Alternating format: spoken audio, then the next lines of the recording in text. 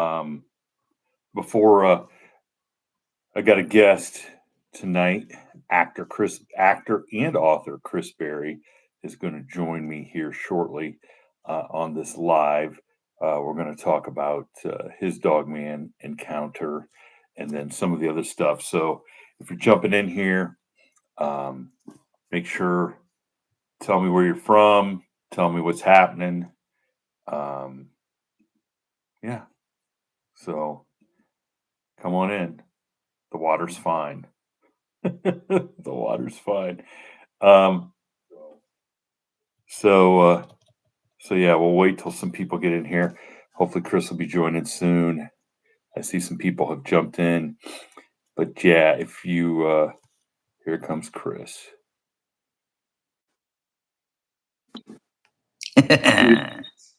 Hey, what's happening? What's up, buddy? Nothing. Nothing. It's good. It's good to see you. We got some people jumping in. Um, but so for everybody who is already in here, didn't hear me already, we are joined tonight by one of our most distinguished guests.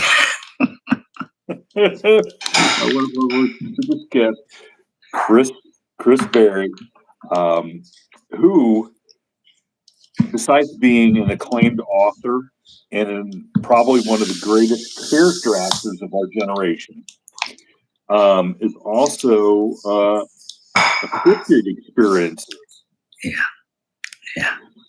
And so people who don't know, we did an episode with Chris. God, it's been months ago now. Yeah, it's been a while back. Yeah, it's been months ago, and it was a great episode. We'll get into it here as people start jumping in. But the reason it's one of the best episodes is you actually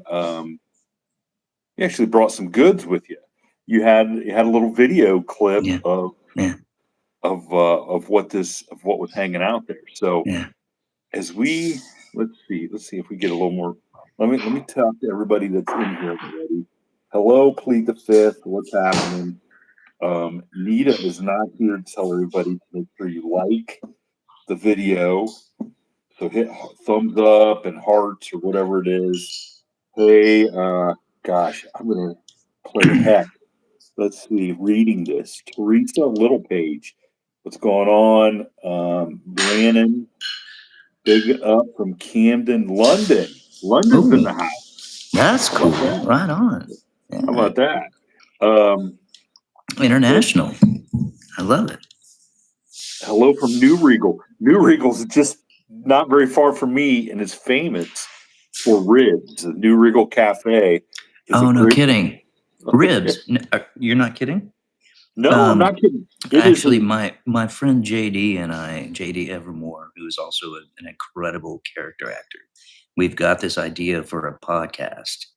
And are you familiar with Zach Galifianakis' podcast, Between Two Ferns? Yes. Yeah. Okay. So JD and I have this idea for a podcast called Between Two Ribs, and it's weekly. What we're gonna do is we're gonna get various barbecue joints around the country to send us some barbecue, and we're gonna eat the barbecue and critique the barbecue and tell stories about life as a character actor and things that we've gone through while we eat barbecue.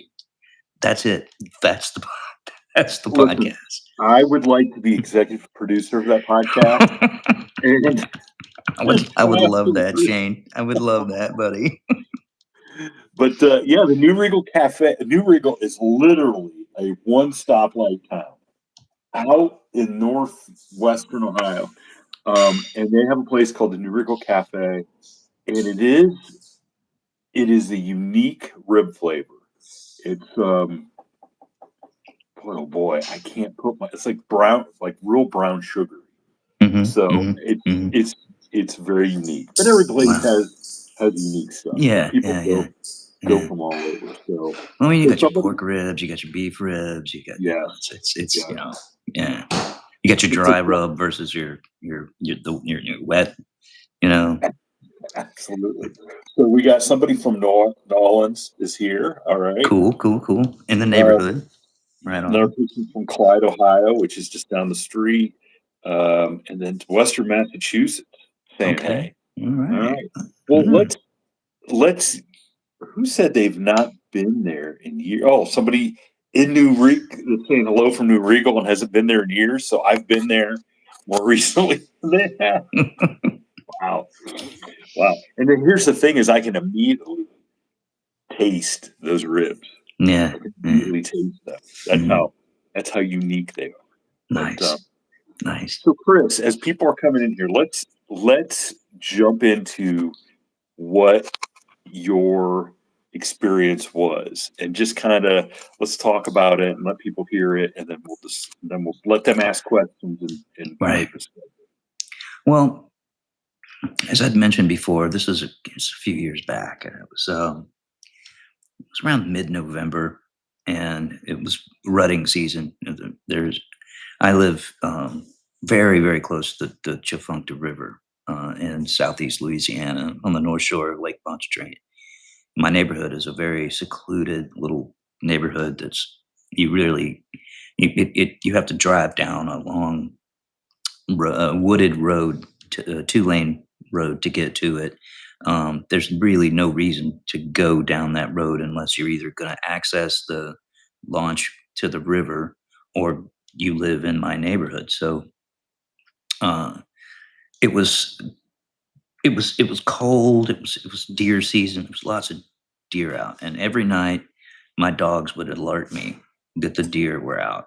I have a big bay window in my kitchen that overlooks the street, and the deer would come out from the lot across the street from me. My neighbors um, have a very large piece of property um, that's on the canal that was literally just the beyond that canal is the Chafuncta River, about maybe 100 yards. And every night the deer would come out from their property. And it was a herd of about probably 20, 25 does. And then you'd see the bucks come out after, kind of going after the does. And so I heard the dogs alerting that the deer were coming out. And so I stepped out on my front porch. And you have to understand my house is elevated about 10 feet off the ground because I'm in a floodplain. So I'm on 10-foot pilings. So it's a very nice vantage point to see all of this stuff. And I'm not sure. I think I did send you the footage of Yeah. what I was filming before of the deer. Right. And so I brought out my camera. And here's the thing: is a lot of people in the podcast prior to this, people were saying, "Well, why is it potato mode? Why is this camera? You've got this smartphone with this. It's iPhone whatever 15, and why is it such grainy footage?" Well, here's the thing, guys. I am a professional actor. I use my smartphone to film myself doing auditions in my studio. So my iPhone settings are set for high illumination, indoor lighting. Everything that filming outdoors at night in the dark is not. So my camera was not set to do that. But I didn't bother to fidget with the settings. I just was recording the deer, and so I spent a little while, maybe 2 minutes, recording these deer as they moved down the street. They kept coming out and coming out, coming out, and after that, I just I stopped filming, and I was just kind of standing there, and kind of looked across the street, and I noticed something. Um, it was eye shine, and I've seen eye shine. I grew up in West Texas. My grandfather and I hunted all kinds of creatures on his ranch, and I know what a canine eyeshine looks like. I know what feline eyeshine looks like. This was eyeshine, and what struck me about it was not just the eyeshine itself; it was the position it was in relative to where I was and where it was in the property across the street, and also how wide the eyes were apart from one another relative to the distance. It indicated to me that this whatever this creature was, it had an enormous head, and they were forward-looking eye shine. This was not like something that would come from a herd animal, like a doe or, you know. And so I brought up a camera and I started filming it. What struck me first was how still it was. Uh, what struck me next was how elevated it was above the ground. So you have to understand that it was behind a hedge of bushes in my neighbor's yard that was approximately, I'm going to say the hedge was 6 feet tall. It was at least 12 to 18 inches above that. So it was 7.5 feet above the ground. You know, so which it ruled out an alligator. There's no way alligators don't get up on their tails and stare at you completely still for 30 seconds, 45 seconds. It wasn't a deer. There's no way that this thing was a deer. And so as I was filming it, I started to think, you know, what am I looking at right now? And eventually, my reptilian brain sort of faded in the background, and my frontal lobe just started to say, "Hey, dude, that's not that might be dangerous." And that's when I actually started to get a little bit scared. And that's when I stopped filming and I backed slowly to my front door, opened the knob, and went back inside. And the thing about it is, right as I was going back inside the house, I'd stopped filming at this point.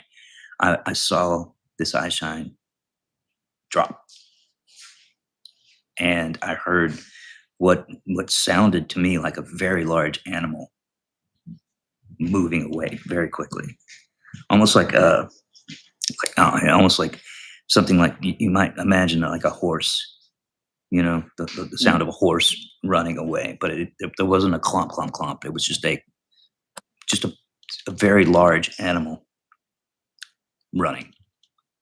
And yeah, that's the thing. And I never actually saw you know, a lot of people who have these experiences say, "Oh, I saw a dog head," or, you know, I think I might have maybe registered breath, you know, but you know, a cloud, because it was very cold. It wasn't incredibly cold, but it was cold enough to where you could see the steam coming from your mouth. So I don't. People have commented that they have seen this in the video that I gave to you. You know, um, but I don't. At the time, I didn't register that. I wasn't really thinking that that's what I was seeing. I just know that this thing was looking at me, like almost as if it were kind of trying to say, "Man, you, I had a good thing here. I was about to get some food. You spoiled it for me." Yeah, yeah. Well, what I found, so I remember when the episode came out and we put that, you know, video clip in there, and people were like watching this because I always, it's it's beyond me to think that people watch what we're doing as like a TV show. Right, Okay, right. Yeah, people yeah. people do, and there were people that said they had put this our episode in your videos specifically on like 80-inch televisions, Mhm. that they, when it got to that point, they could see the ears and the dog like features.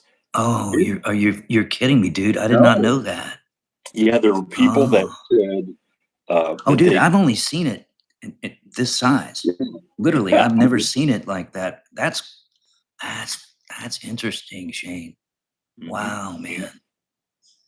and Wow. and the biggest regret I have is that we did not. And I don't know if we got it soon enough, but you had sent me a picture of where you were looking, what it looked like in the day, Yeah, and it would have, for a lot of people, you know, that said, "Oh, that's an alligator," or "That's a squirrel," or "That's a whatever." When they saw the hedge there and yeah, how tall it was, they would have yeah. totally understood. Like, you weren't seeing some I mean, listen, if an alligator I'm not saying an alligator can't get up on a 6-foot high fence but if they do, then we're all screwed. Well, yeah. But here's the thing: is I'm reading the comments of people saying that's a gator, or whatever. Look, look. I know gators. I mean, I see gators all the time. I'm in Southeast Louisiana. I know gators. I know what gators look like in the dark. They don't. Number one, gators don't have eye shine unless you're shining a light right in their eyes. And number two, the place that I saw this thing, there's no way that an alligator could. There's nothing for it to get up on. Like I've been to my neighbor's home. I mean, I go to crawfish bowls there every summer. Once you pass that edge, it's flat ground. There's trees, but there's nothing to get up on. And this thing was positioned in front of the tree that's behind that hedge. And I mean, it was looking at me from an elevated position, like it was standing on 2 feet. And when it dropped down, I literally every instinct in my body was like, this thing is now on all fours. And when it ran off like something running on all fours. I mean, I that's all I can say. I'm not trying to shine on anybody and saying that I saw more than I saw. I'm telling you exactly the facts as I experienced them. But I myself have tried to justify what I saw scientifically and realistically. What was it? What could it? It wasn't a coyote. It wasn't an alligator. It wasn't a deer. It was something. It was something else. And here's another thing, man. I haven't seen it since. Hasn't repeated. I go out every night and I look. Hasn't happened again. Now I've told you, and I think I mentioned this in the last podcast, the first podcast we did, is that I have heard some vocalizations that I feel like might be related to that. That being said, in the past several months, I haven't heard those either. So I have no explanation. But I know what I saw, and I committed it to video. So it's there. And you were in a very comfortable position to get your camera out and take some video, as opposed to a lot of the people that catch flack because they don't get video out in the woods or something. Yeah, because they just all of a sudden it's there and they didn't pull out their camera right away. Like I was not looking to film a Dogman or a cryptid. I was just filming deer, And then all of a sudden I realized there's something there that's not a deer. It might have been watching a deer like I was, and now it's watching me. And I'm filming it watching me. So yeah, no, it wasn't something I set out to do. And the crazy thing is that I've been into the whole idea of Dogman. I mean, there's a Dogman poster behind me. I mean, I've been into the idea of cryptids and stuff. I find that fascinating. I'm even writing a script involving one. I think I've talked to you about this before. Right. But I honestly, Shane, I'm telling you, dude, I never expected to actually see one, let alone possibly film it. You know what I mean? Well, let's be real. If you thought there was a 7-foot tall werewolf type creature just across the road from you, you're not going to go out stand on your front porch. No. With 10 feet. I mean, no, man. No. It's just not going to happen. No, it wasn't until like 30 seconds into the filming of it that I started to think, wait a second, what the fuck am I filming? Sorry for my blue language, but it's like, what is this? I think I might be in danger. Well, Mike in Manitoba had a great point. It says, even in the video, I thought whatever it was too close. Yeah. He's right. It was, and to kind of give your audience an idea of how when they watch the video, maybe 40 yards, maybe 35, 40 yards away. It's not that far. It really isn't. It's pretty close proximity. And even given that knowing that, just the how wide the eyes were, how far apart the eyes were. It's significant. If you watch the video, and I hope maybe you can link the video in the comments. Your viewers are going to see that's a big head. Whatever creature is has those eyes. That is a big headed creature. It's large. It's not small. Well, what we'll do is after the are done with the live, I'll have Nita or Phil put a link to the other video, to the other episode, so Right on. people can go and watch that, because Mm. there's lots of other cool stuff in that. Yeah. Episode. Right. So Cool, I encourage everybody, once you get past the Dogman stuff, there's some cool ghost stories in there too. Yeah. So there's some cool ghost Yeah. stories. Yeah. But to put that in perspective, so 40 yards, I played college football, and I was a fullback. Okay. So I was cool. fairly fast for as big as I was. Mm-hmm. But I remember I went down to camp and I got timed in the 40-yard dash by this dude, Joe Abrams, he went to high school actually with Gary Sheffield. Gary Sheffield played Major League Baseball. And those guys, he ran a 4.340. Okay, that's good. That's a really good run time for 40 yards. Yeah. He was 5'7". So imagine something 7 foot tall, all muscle, how fast it could traverse 40 yards. Well, and that's the thing that I hear over and over and over again about people who've seen these things, is that when they move incredibly fast, like almost like just incomprehensible speed. So if this thing wanted to close the distance and get up my stairs on my front porch, yeah, I think it could have. There's no doubt in my mind that if it decided it wanted to drop down and just explode and get to me, there's no way I would be able to get through my front door and close the door against. And the truth of the matter is, and I've thought about this a lot, there's my front door, man. I'm looking at it right now. It's something that big, just punch right through it. There's no stopping it from coming into me and into my house if it wanted to get me. You know what I mean? And yet, for some reason, they don't. There seems to be like an unwritten or unspoken rule, like honor among cryptids sort of thing. Like we don't enter houses. Yeah, and they look through windows.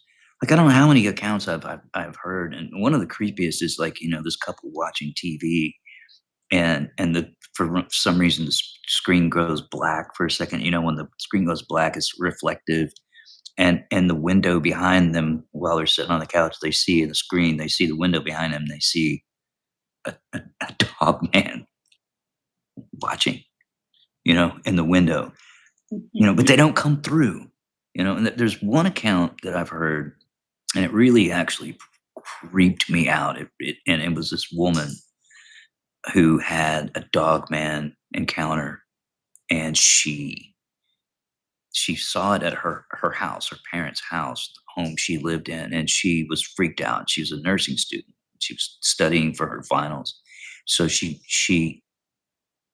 was freaked out. So she drove to her boyfriend's house in town, which is across town, and she was studying with him, and she told him about it, and he just kind of laughed it off. And he thought she was crazy.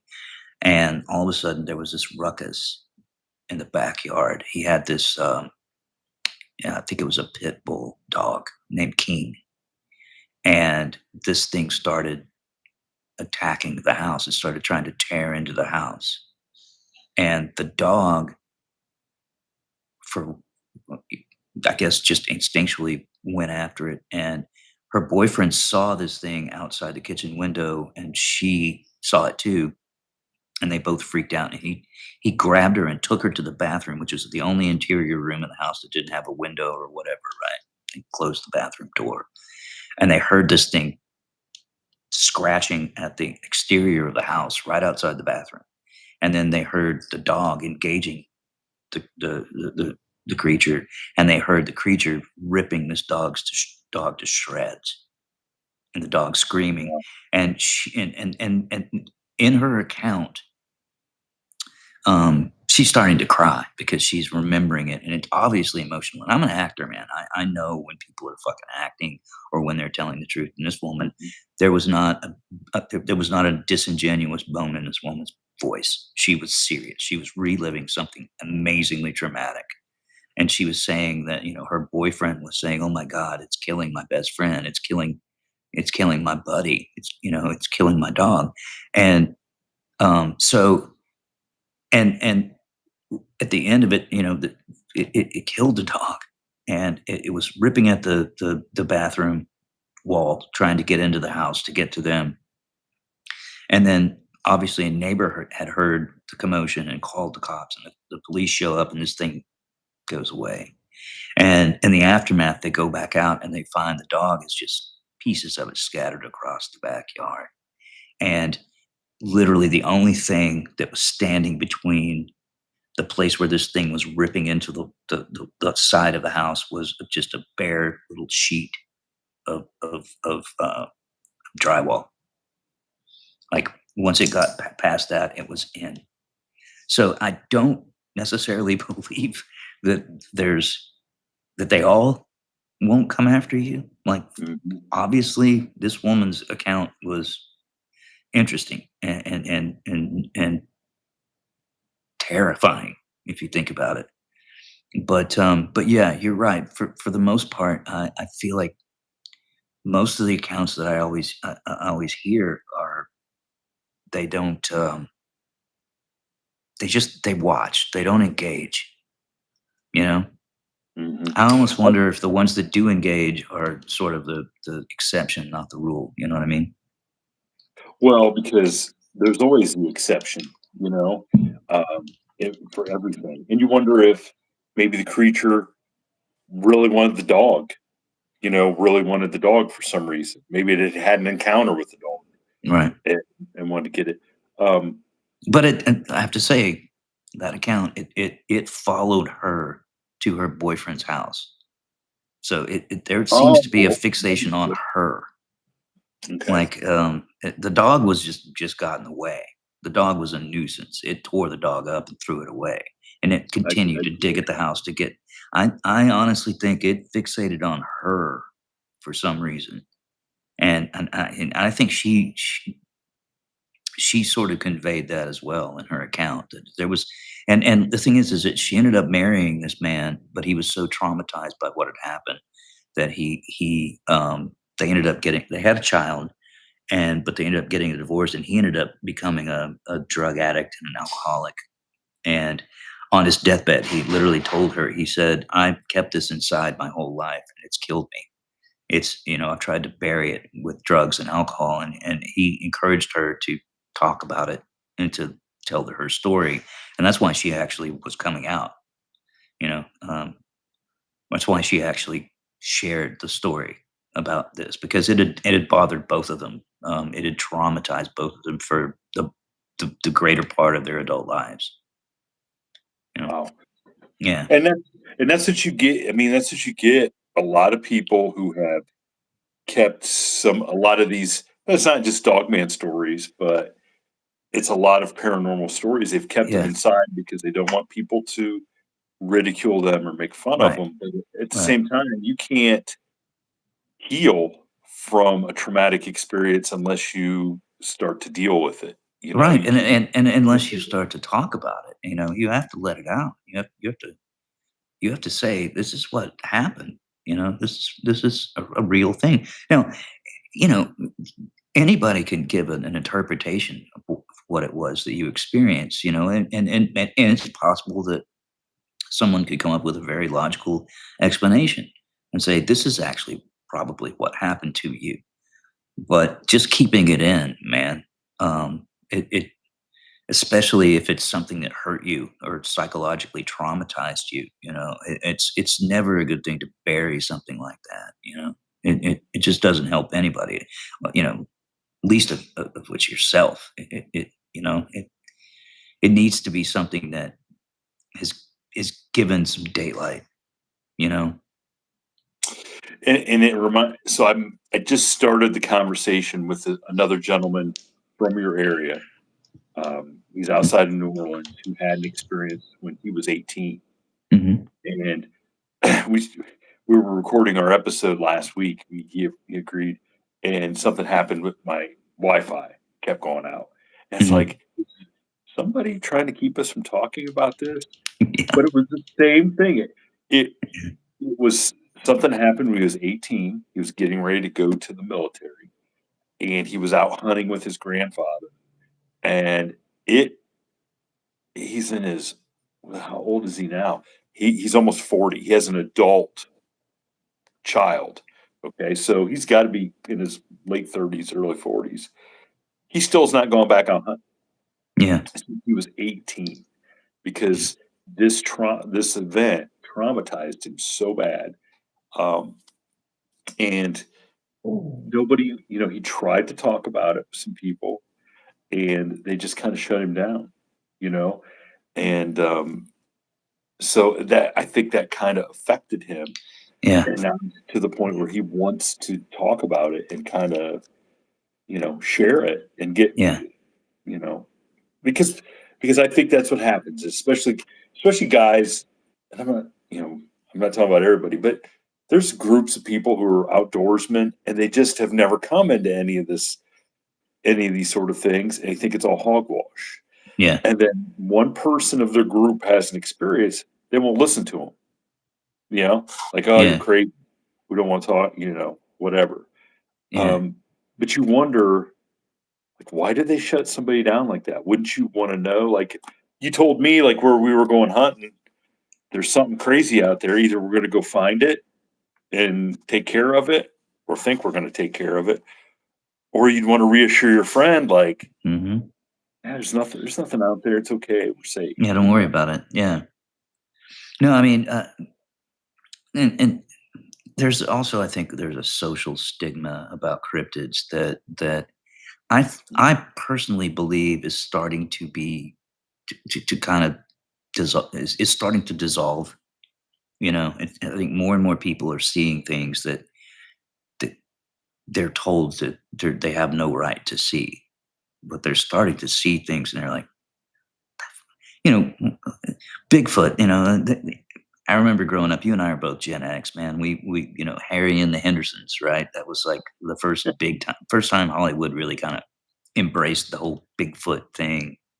But prior to that movie, it's always just sort of a kind of a fringe sort of theory and stuff. But more and more people are seeing these creatures. They're seeing them, and there's no doubt about it. They know what they're seeing. You know, and Dogman has really only been around in the mainstream culture, since I think the Beast of Bray Road, that whole Wisconsin thing, right? Mhm. But there are more and more people who are stepping forward and saying, "I've seen this," and where I live in Southeast Louisiana is the Rougarou, right? Mhm.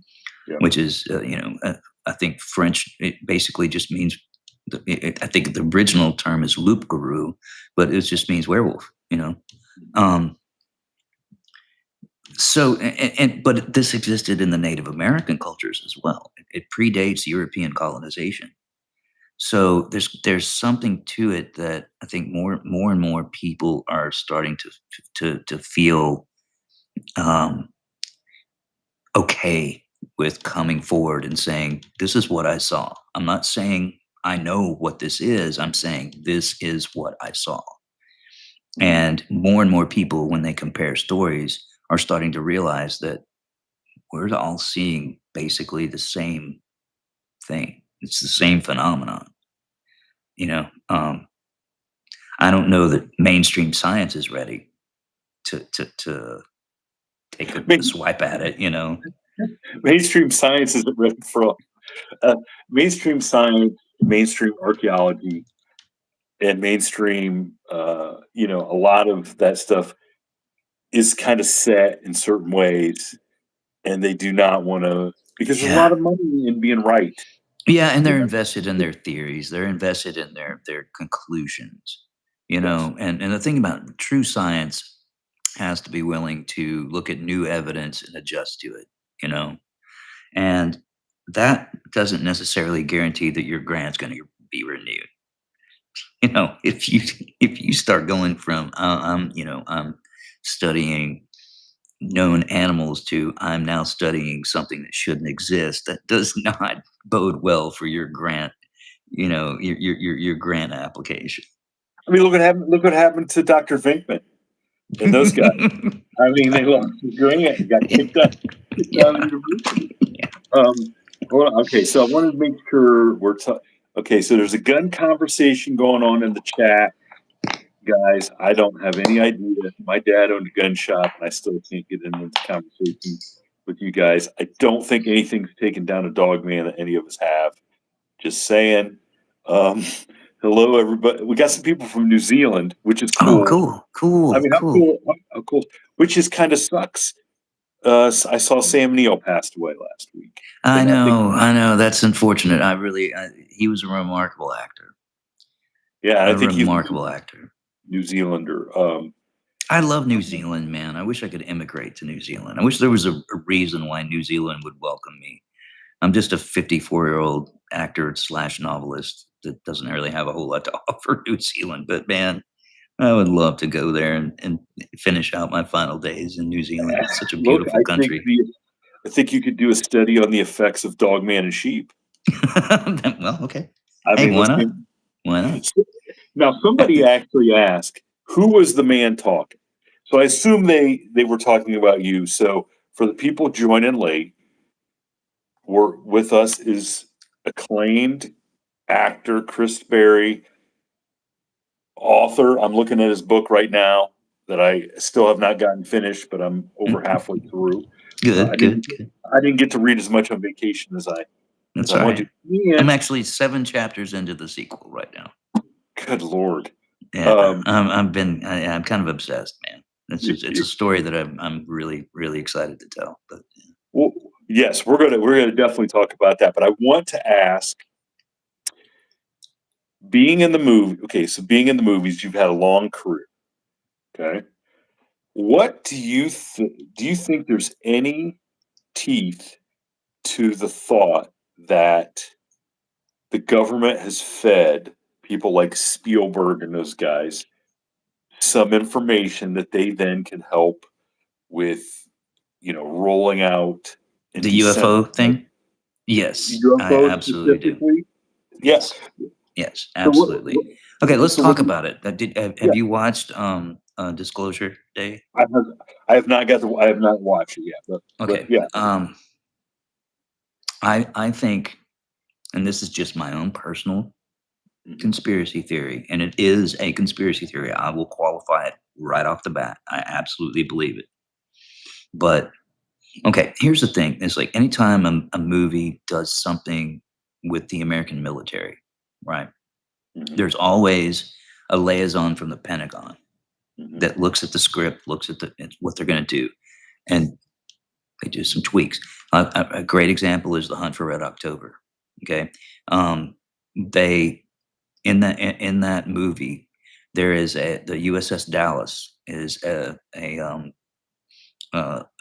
United States submarine. It's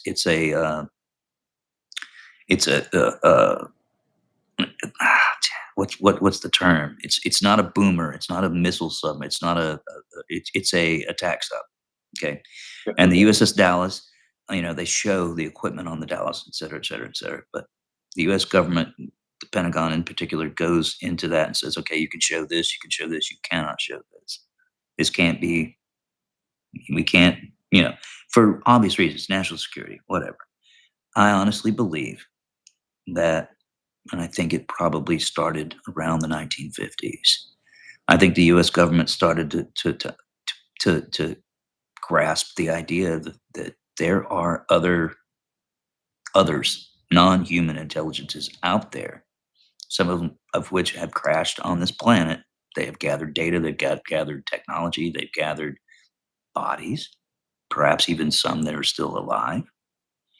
And they have actively pushed media, especially big movies like movie makers like Spielberg. They've actively encouraged them to introduce to Americans and the world at large, really, the idea of extraterrestrials, Mhm. right?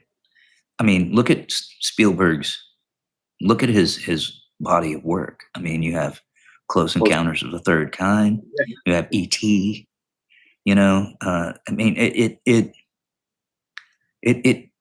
in a way, it kind of makes sense, because the way that you introduce something is incredibly groundbreaking, something that could be literally culturally and spiritually and sociologically devastating to the whole planet.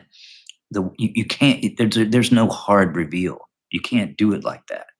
It has to be introduced into the cultural psyche. It has to be sort of, you have to kind of skid the way, you have to kind of grease the wheels for this to happen. You can't just say, oh, there's aliens and they're much more, they're incredibly technologically advanced. They're much more advanced than we are, because that would, it would be devastating. It really would. I think it would. It'd be devastating. But if you have over generations sort of softly introduced this idea that we're not alone in the universe, then when you finally do confirm, yeah, they're there and we've been talking to them, people are kind of like, okay, yeah, yeah, okay, I get it. and and it's the antithesis of that is the 20 years, 30 years before Spielberg and those guys came along and really started doing realistic stuff like Close Encounters. It was all the joke of, Mhm. "Oh, you've seen Little Green Men," Little Green Man, yeah, and they yeah, did the opposite to really try to mess with people and yeah. think you're crazy if you're talking, if you're talking about that. But I mean, Uh, even in the Second World War, you had these bomber pilots talking about Foo mhm, Fighters. mhm, I mean, think about it. A planet that is in a global conflict, a global war. You know, this would be fascinating to an extraterrestrial race that they're analyzing their war machines and they're seeing what's going on, and then you have these accounts of American military bases that have nuclear weapons, where their nuclear weapons are completely shut down. Their ability to launch missiles are taken away. I mean, to me, that's actually quite extraordinary, because of what it reveals is that it's civilization looking at us that says we might not want to conquer you, but we might also want to not let you destroy yourselves. mhm. Yeah. Which is, to me, a very mature way of looking at a advanced civilization. Now, that doesn't mean there might not be other civilizations that want to exploit us. I mean, I think that possibility is very real, and we should probably give it, some attention. But one way or another, what it demonstrates is that, hey, we have nuclear weapons. That does not mean in any way, shape, or form that we are in any way, capable of defending ourselves against something that, a type 3 on the Kardashev scale civilization might be bringing to the table. Well, especially not when they can go and shut them down. Yeah, You just know what just I'm make saying? them useless. They're just oh, I'm pushing the button, and it's no, turning the key, pushing the button. That doesn't work. It's gone.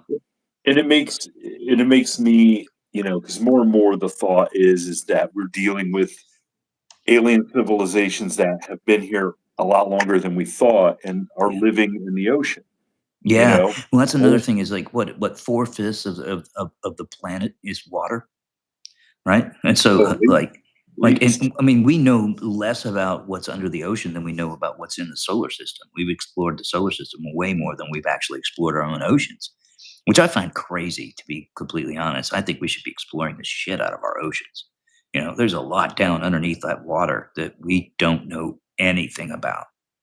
I mean, I would wager that there are thousands, maybe millions of different species of creatures living in the deep oceans that we've never seen, that we have no idea they even exist. You know? Now, somebody on here thinks that you did not you did not answer my question. You totally answered the question.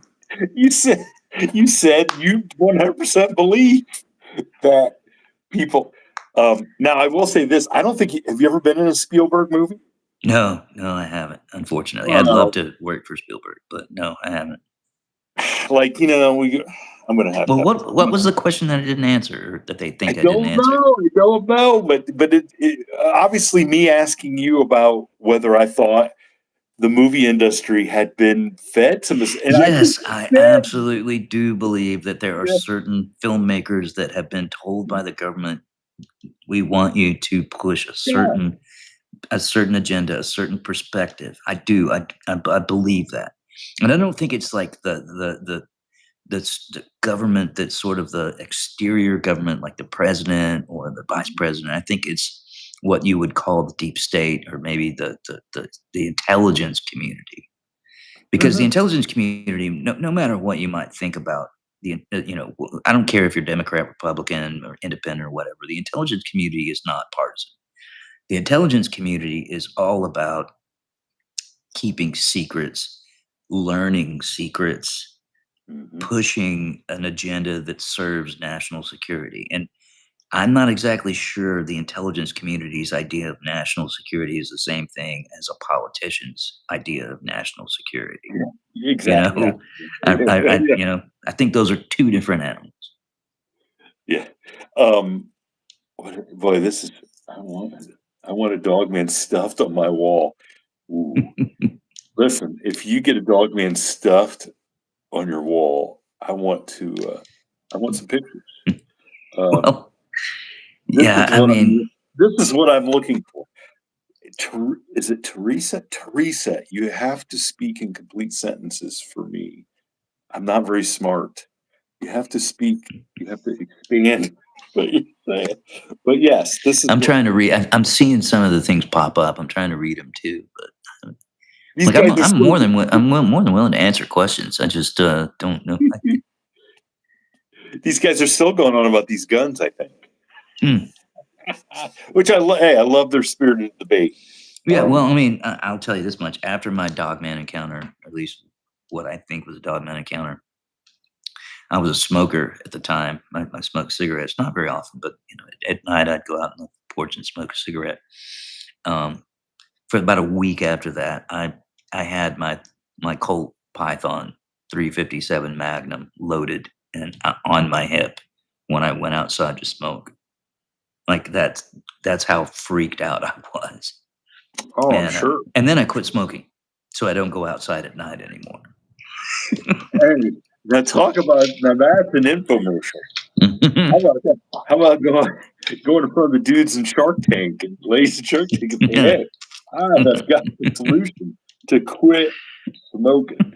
Um, There might and be a here, werewolf that'll tear your ass off while you go out there that night. now, what's funny is last week I got ripped to shreds by some lady who thought I was poo pooing the idea of a werewolf, Mhm.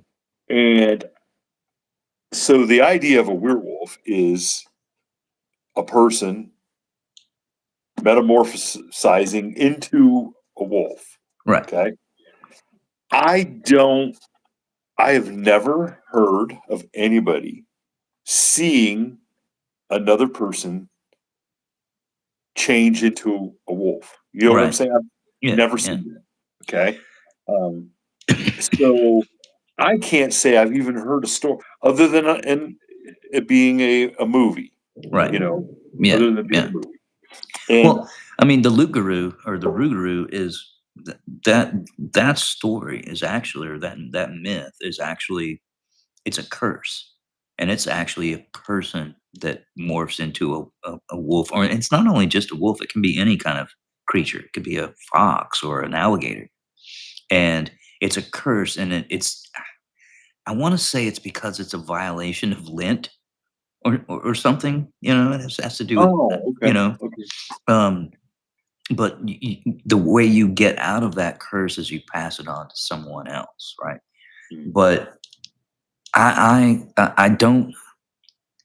I never actually I'm with you. I'm actually with you. I don't think I've ever heard of any account of someone claiming to have seen a human being transform into some sort of canid, some sort of canine wolf-like creature.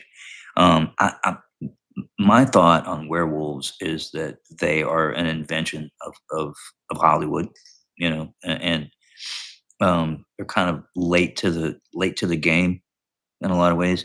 I think probably, and this is just my opinion, but I think that the whole theory of the Rougarou in Cajun mythology is that these people were seeing Dogman, mm, and they were inventing a reason why they saw that.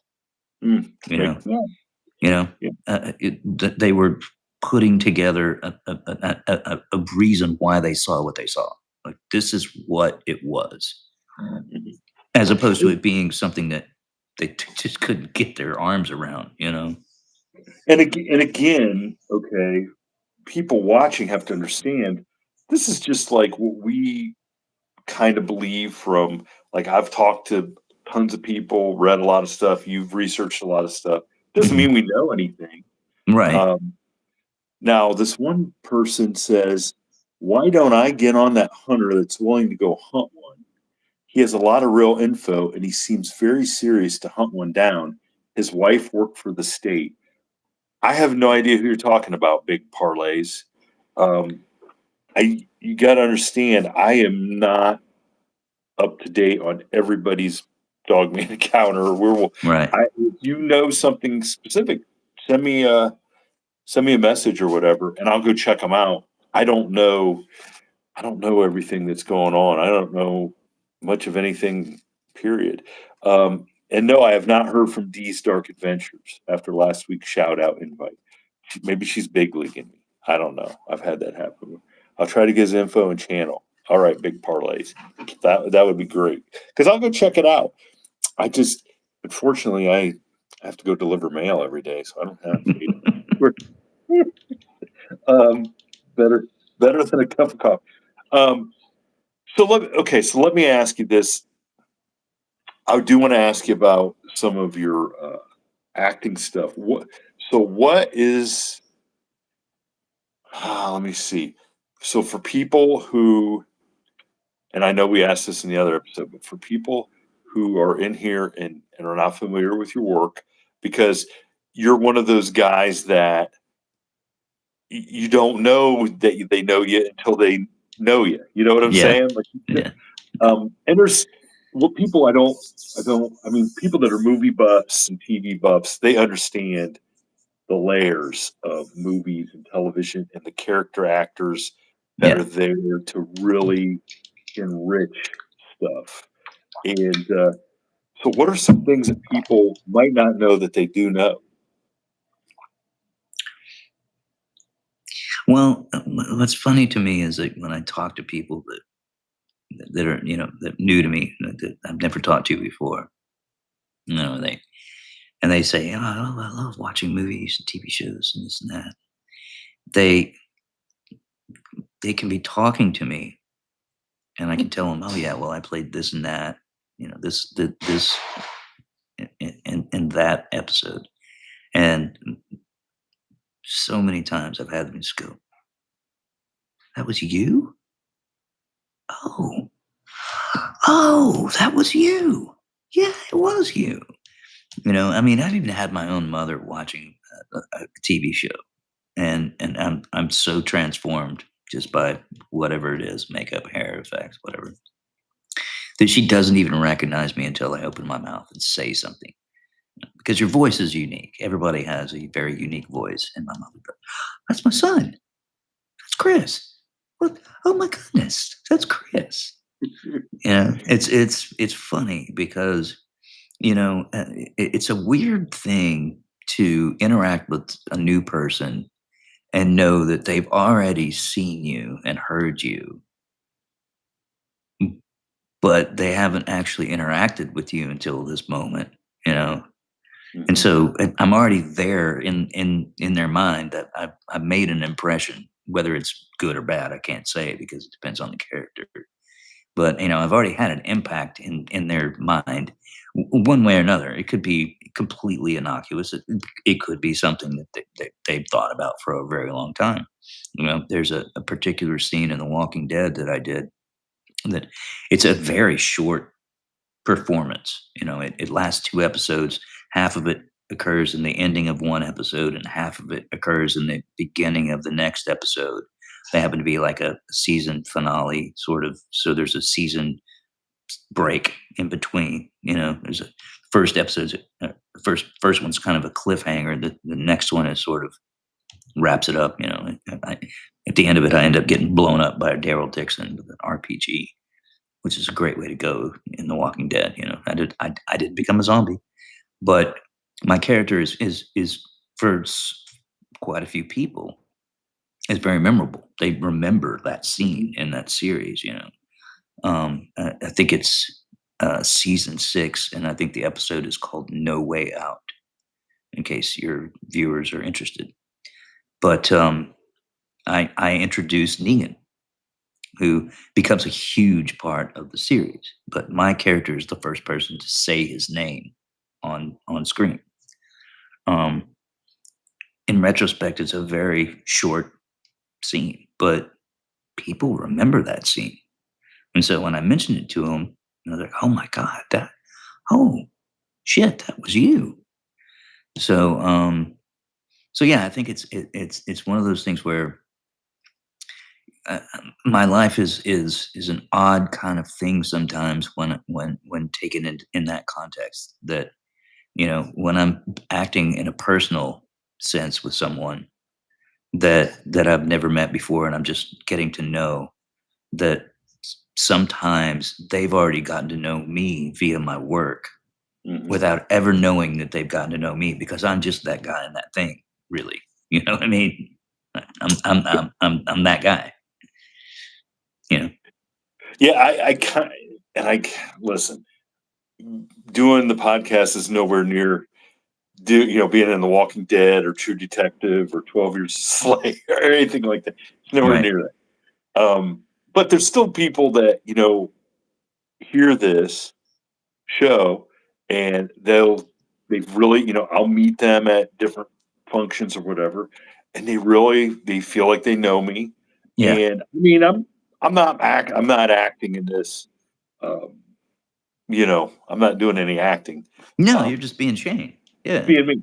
So they do get that. So I understand. I understand. How people get to know you, and the Yeah. acting part is you're right. People can get mad at you because you're like killed their favorite person. Yeah. But but I but I've been in a show like set up signing autographs beside a couple people who were in The Walking Dead, and they didn't even have lines, but they were I forget what their parts were, but they appeared like on the trading card, like Mhm. there's a trading card set, and so people I forget what they were, Wait, they're but people trading cards for Walking Dead?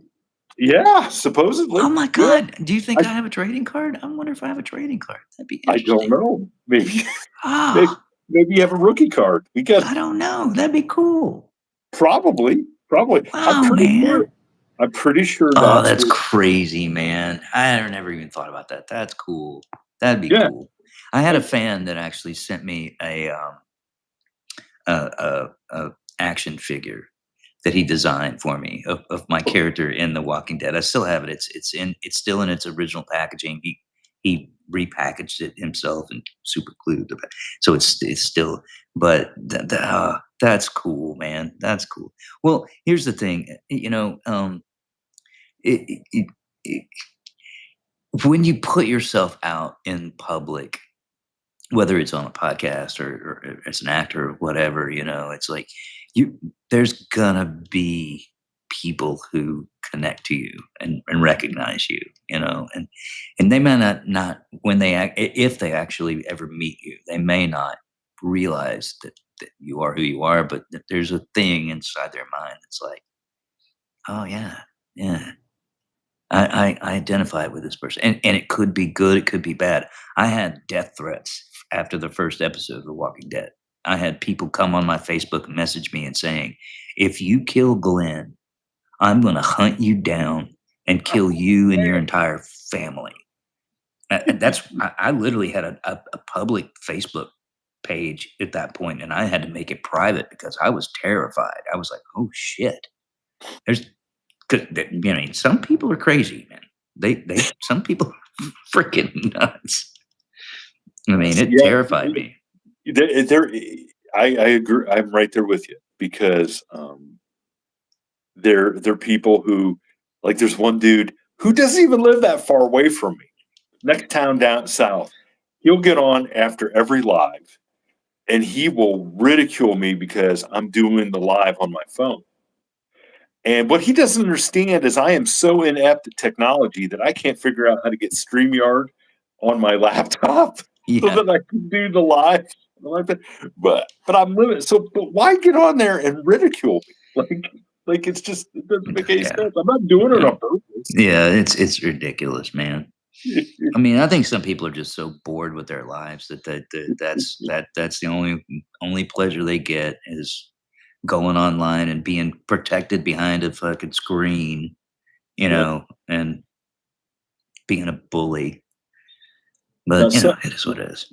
now somebody asks, Sheila says, my cousin Melissa played the bicycle girl on The Walking Dead. I don't see. I didn't watch The Walking Dead because I draw the line of zombies. I just got to be honest. But draw, They I, never call them zombies ever. They literally that's one word they avoid the entire series. aren't they They called like a call them walker? walkers. Yeah, Okay. they never once call them zombies. I think it's a hard, fast rule. They never ever call them zombies. I don't know who the bicycle girl is. That's interesting. Yeah, I don't either. I Um, don't either. Honestly, I stopped watching after season 6 or 7 because it just got to be so brutally. It almost became to me like torture porn. It was just once Negan took control and started to dominate um, the protagonists of the show. It just became so hard to watch that I just wasn't interested anymore. Oh, she was in the first episode. She rode Oh, okay. the tricycle up to the gate and along the fence. Ah, okay. Oh, yeah, yeah. Cool. Was like a That's little cool. girl. Was that like a little girl that did that? I can't remember. I remember watching the first episode and being very, very moved by it. It was pretty powerful. That was when that was when oh gosh, what's his name? The Mist. Uh Frank Darabont. yeah, Darabont. That was when Darabont was running the whole, and I think Frank Darabont is an absolute genius. I'm not taking away from any showrunners going forward after that. I just, but that was when Darabont was, I think, in charge, and yeah, I mean the way he interpreted that Stephen King story, The Mist, the ending to that film is just, oh my god, it's gut wrenching. He Just thankfully he survived directing me in Shawshank Redemption and continued to have a great career. you were in Shawshank. Yeah, I was a prisoner. I was Oh a prisoner. wow, Yeah, wow, man. and I had no idea what I had no idea like what I was witnessing. You know what I'm saying? Yeah. Like they filmed here at the prison, and I'd always written, and I was like, wanted to write movies and stuff, but in the middle of Ohio in the '80s and early '90s, there's no there was no way to do. You know what I'm saying? It was Yeah. not even possible. It's the Yeah. same as me not ever thinking about going to Nashville until Right. I was till much later, and it's like, so I'm in this, and so they um, called. I remember that summer I was home from college. I was working at Meyer, which is a bit like a Walmart around here, but it's Mm-hmm. Meyer, and I was stocking shelves at night. And I'd gone and I got picked to be, a prisoner for a couple days, and they called me back and they said, "Hey, would you want to be one of the core prisoners for the rest of the movie?" And I said, "Well, man, what's that gonna? Well, you're probably gonna shoot 30 days." And I'm like, how could I give up my job of stocking shelves for $4.30 an hour to go to go and be on this movie? And this is the dumbest. It was so like I remember when Clancy Brown stepped out, so the bus that brings Tim Robbins and all those guys in, Mm-hmm. and we're standing there, we're beating on the fence and stuff, and Clancy Brown stepped up to that bus. And I thought, Jesus Christ, he's the biggest human being. Like he just was so imposing, and then you get to be around him. He's like, oh, super nice. He's one of He's the nice. he's a sweetheart. He's an Yeah, absolute. I did he's a an table Ohio read with guy. Clancy He's when I lived in LA, and he is one of the sweetest, most gentle human beings I've ever met in my life. Like he's the farthest opposite of the Kurgan that you can possibly meet. I mean, he's just a gentle, sweet soul. it, there's a guy from our town who owns a jewelry business, and Hmm. I've coached his granddaughter in basketball. And he used to play in the men's basketball league with us many years ago. And the judge who started the podcast used to call him the Kurgan because this guy looked exactly like Clancy Brown in Right. Highlander. Like the Kurgan. And Kenny was this guy's name. He was like, what are you talking about? He goes, you look just like Clancy Brown. Yeah. Just like Clancy. And Yeah. what I just see him in the Netflix that I Will Find You. And he played the mob boss or whatever. Yeah. He's so good. He's so good. Yeah. And He he's a was so brilliant actor. He really is. He's really, really good. But as a um, human being, I can't stress enough how sweet and gentle and cool he is. He really is a wonderful human being. oh, I have no doubt. I mean, well, that's what you like to hear, because you do get around some people in any of the, people that are celebrities, and you're like, ooh, these Oh, people. dude, I've met some assholes. Trust me, man. Some people that I really didn't want to be assholes, and it's like, oh man, really? You're a complete dick. Oh, that's so disappointing. Oh well, that is what it is.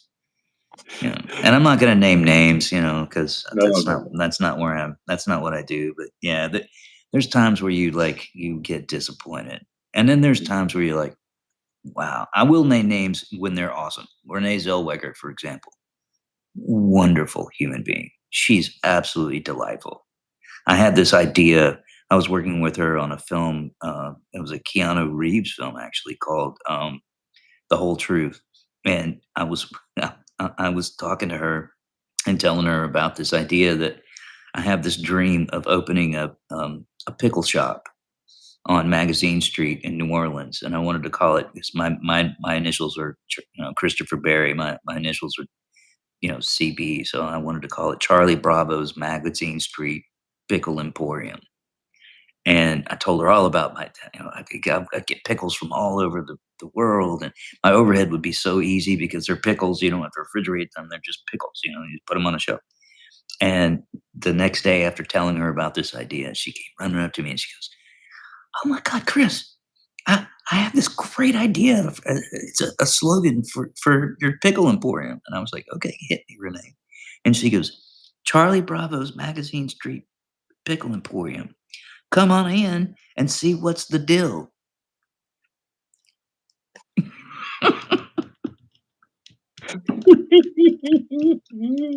And what's great about it is that she cracked herself up and she just was laughing her ass off. And I'll never forget that, man. It'll be with me the rest of my life. That's so great. Well, I will tell you, I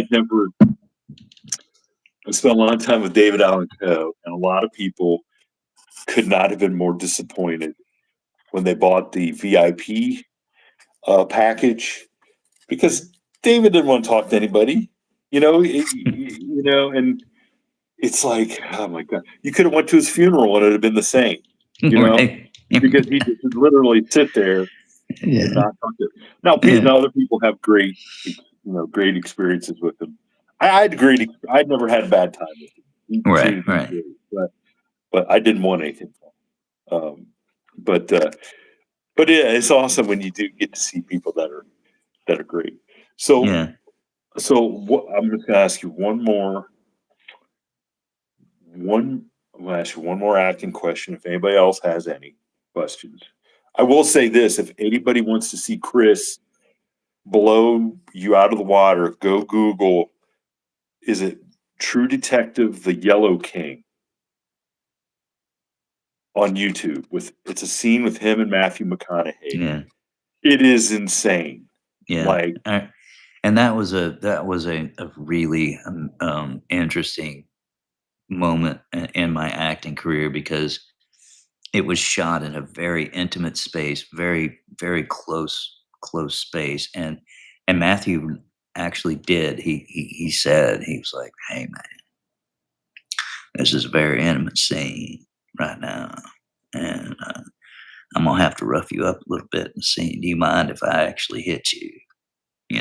To make it real, because we ain't gonna be able to fake this. You know what I'm saying? And I said, because we'd already discussed it before, and we're both Texans. I'm from San Angelo, Texas. He's from North Texas, Longview. I said, "All right, man." I said, "Yeah, you can hit me. Just do me a favor." And he goes, "What's that, man?" And I said, "Just make it real. Don't hit me like a girl." And he goes, "All right, man. I wouldn't expect anything less than a man from San Angelo, Texas." And then he proceeded to fucking ring my bell throughout that whole scene. The stunt coordinator was absolutely livid. Like he was so angry. But he did. When he was hitting me in those scenes, he was ringing my bell. Like I had a migraine practically at the end of it. It was a half a day's worth of shooting. But so when you see that, and I didn't even know that was a scene on YouTube. But cool, I'm actually going to go back and look at that scene because it brings back some memories. The person, the woman that gave me the makeup, the crazy teeth and the spots on my face and stuff. It was she's an incredible makeup artist. That eventually became Matthew's makeup artist, and she was his makeup artist in Free State of Jones as well. But yeah, man, I haven't thought about that scene in a while, but cool, yeah, right on. Yeah. So everybody go. If I can put a link in underneath, I will, specifically to that YouTube. Cool. But go check it out. It's on YouTube. I think you type in Christopher Barry, True Detective, Yellow King. It is insane because we've talked about trying to do a project together, and I sit there and I see that, and I'm like, oh my God. And Stacey Brown wants me to act in this project, and I've stocked shelves for the rest of the summer instead of doing, Shawshank. I'm like, how am I going to be on par with that? you know, Well, and I mean, it's like, holy fuck. yeah. I mean, we're all different, man. You can do. You don't underestimate yourself, Shane. Come on, man. Come Well, on. well, well, Stacey Brown told me, he goes, "What I want you to play this character is I want you to be mad and frustrated with everybody you come in contact with, but you still smile and grit your way through it." He goes, "Much the same way I think you probably are on the mail route every day." I said, I can do that. I can do that. But I have a secret. I have a secret weapon. So, do you remember? So, have you ever worked with Leanne Curtis? I've never asked. Do Mm-mm. you know Leanne Curtis at all? Mm-mm. So, Leanne Curtis was Molly Ringwald's best friend in 16 Candles. The Okay. dark, All right. Yeah. Yeah. and Yeah. she was in like Critters 2 and some Mm-hmm. other stuff. Mm-hmm. She 3 weeks ago, I helped her find a place to rent in our town in Bucyrus, and she moved from New York City here. Oh no shit. And yeah, because some stuff was happening in New York, and she actually has the rights to a movie called is it called Spider Seeds? I can't remember for sure, but it's a movie she has the rights to from the book. And Stephen Brooks, who directed our movie Appleseed, Mm-hmm. is they want to film that movie here. Oh wow. Okay. Cool. And so she's like, "Well, I'm just going to move there now." And so she lives. She goes, So she "I lives. She's living there now.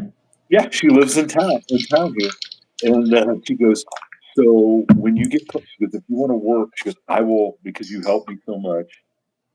I will help. I'll give you some acting lessons." And I'm like, "All right, cool."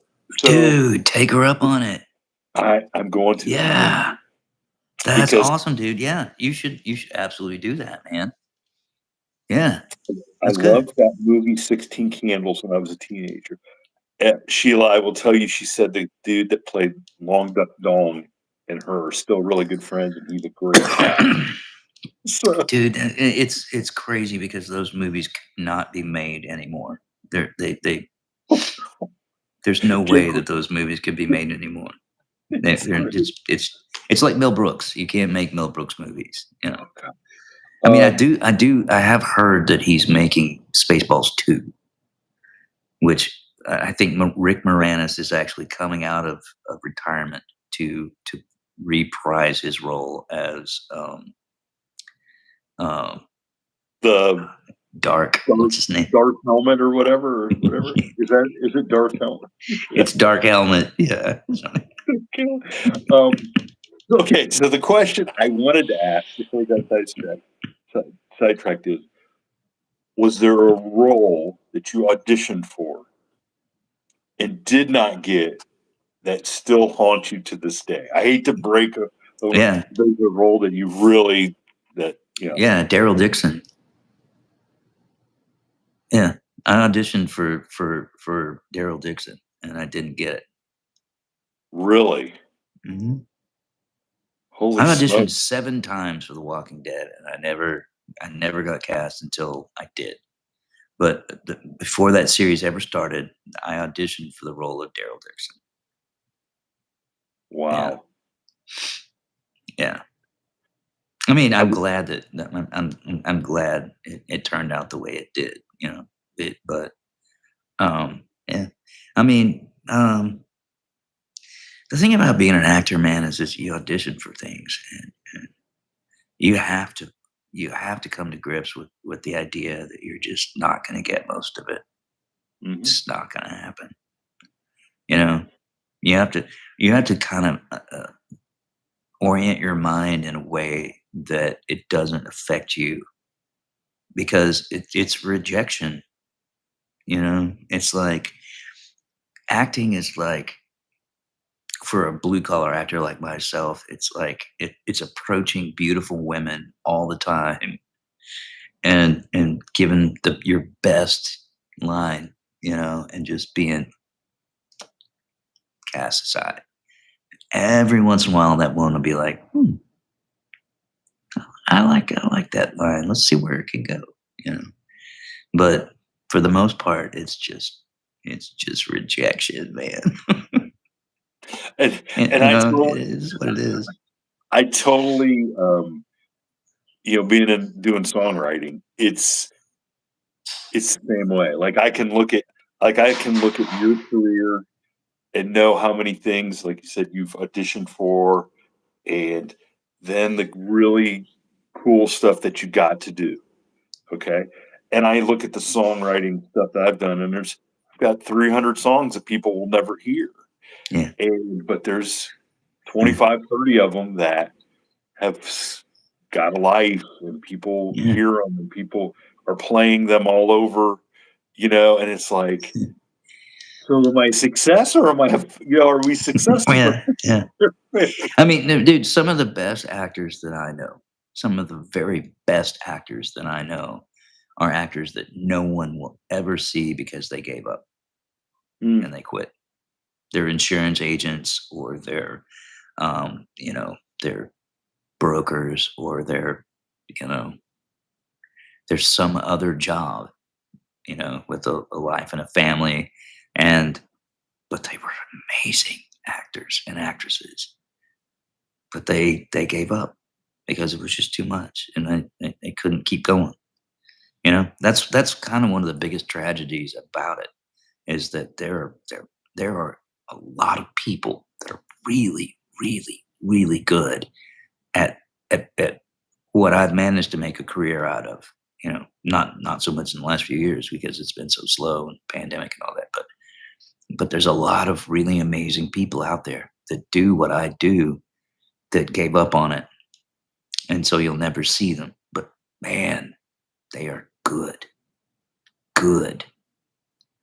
It's not a talent that is unique to one or two people. It's a ubiquitous talent. I mean, there's a lot of people out there that are really good at telling stories and becoming other characters and taking on roles. It's a in my opinion, a very, very human trait. We that we define ourselves by the stories we tell. you know and there's a lot of people out there that are really good at telling stories and personifying other people. you know it's just that we've been sort of made to believe that there's only a small unique sort of elite group that are the best at. No, those are the ones who make, the ones who fund the stories the most money. That's really all it boils down to. That's really all it boils down to. When you take it, when you boil it all down to its essence, if our storytelling were something that was wholesome, you would have thousands of storytellers out there telling stories and acting and creating. But we live in a civilization that monetizes everything, and when you live in that kind of civilization, then that's what you get. You get the A list and everybody else. And it's not just acting; it's everything, man. It really is. If you think about Oh it, yeah, it's yeah, yeah. everything. Well, you just go to, like, just in merchandise, like sell it. Like there's the Walmart, and then there's the mom and pop places Yeah. that are getting it done, and Hmm. who really have that, that Yeah. real touch, Yeah. and you want to go and support. And it's like that with everything, like you're Yeah. saying, like Yeah. everything can. Yeah. You know, It's. I mean, anytime you introduce money into the system, it starts to change it. It is what it is. It starts to morph it. But anyway, I don't want to get political. well, we won't get political, but I will say, like I'm a huge, huge Seinfeld fan, like probably a lot of people of our Oh generation. yeah, yeah, me too. And if you are take a Seinfeld, for instance, the character actors who, one episode, maybe one line, maybe, like, that is what made that show. Yeah. is they picked such good people Yeah. to do those roles, and they're as memorable as anything the four main characters Yeah. did in some instances. Yeah. No soup for you.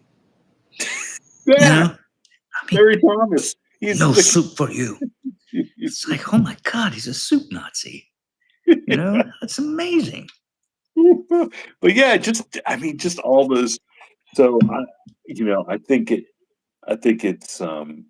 I'm being such a fan of movies and trying to write stuff myself. You really understand that the the people that you have brought to life, how much it means to stories to Uh, have people of your caliber take those roles and just uh, make them, you know, Thank you, just make. Shane. I appreciate that, man. I really do, brother. I do. I appreciate that. Um, it's the thing about acting on stage as a theater actor is you get that immediate gratification, man. You hear it in the audience; they laugh. You can see when you do something, and you can see tears. You know, but being a television and film actor is a completely different sort of thing because you don't get that feedback immediately. You get it in remarks like you've just made, which so from the from the bottom of my heart, I really do mean this. I appreciate that. That's cool, brother. I really do appreciate it. You're more than welcome, and I think once the people that have been watching this go check out some of the stuff that we talked about, they're going to be like, "Holy Yeah, smoke! Holy yeah, smoke!" cool. Yeah. So I want to get. So we really want to talk about. You mentioned it's some of the stuff acting wise has been a little slow, but you are a super creative, super talented dude.